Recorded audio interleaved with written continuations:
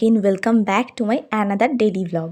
তো অনেক দিন পর আবার একটা ডেইলি ভ্লগ পোস্ট করছি। এটা হচ্ছে আমার দিদিদের বাড়িতে যাওয়ার থার্ড দিন।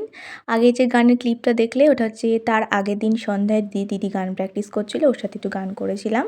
কেমন হয়েছে গানটা জানিও। তারপরে পরের দিন ঘুম থেকে উঠে সকালের ব্রেকফাস্ট চা আর পরোটাও খেয়ে নিয়েছিলাম। তারপরে এই পুচকেটা, ওর নাম জেলি, ওর সাথে দেখা হয়ে গেলো, ওর সাথে একটু খেললাম। দেন দিদিকে বললাম চুলের নিচের দিকটা আমার একদম ফেটে গেছে, একটু কেটে দিস। ও সেটাই করছিল, পুকুর পাড়ে গিয়ে আমার চুলটা একটু কেটে দিয়েছিলো। তারপরে ও একটা হোমমেড স্কিন কেয়ার প্যাক টাইপের বানিয়েছিল, তো সেটাই একটু মাখছিলাম। দেন শ্যাম্পু দিয়ে স্নান করে নিয়েছিলাম। তো তারপরে দেখো প্রচণ্ড প্রচণ্ড রোদ পড়েছিল, বাট একটু হালকা হালকা হাওয়া দিচ্ছিল ছাদের দিকে। তারপরে লাঞ্চটাও করে একটুখানি ওয়েব সিরিজ দেখছিলাম, ঘুমায়নি আর কি। তো তারপর দিদি বললো চল ছাদেতে জামা কাপড়গুলো তুলে আনি, গাছে জল দিল আর চাটাও বানিয়ে নিল। এদিনকে আমি বাড়ি মানে চলে যাব বাড়ি।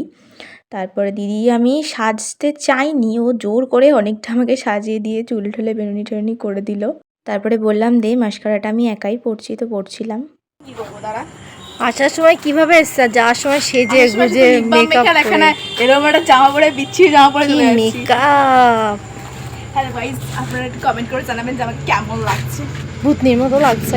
আমাকে যতই ভালো লাগো, ও এরকম একটা কমপ্লিমেন্ট দেবেই। তারপরে বাড়ি গিয়েই সঙ্গে সঙ্গে দিদিমাকে নিয়ে ডাক্তার দেখাতে চলে যাই। দিদিমা ফার্স্ট বার ভেবেছিল ছবি, তাই সেকেন্ড বাই হাই করলো। তারপর সর্বাণীর সঙ্গে কম্পিউটার প্র্যাকটিক্যাল ক্লাস ছিল, ওখানে গেলাম। তো that's it for today, bye bye.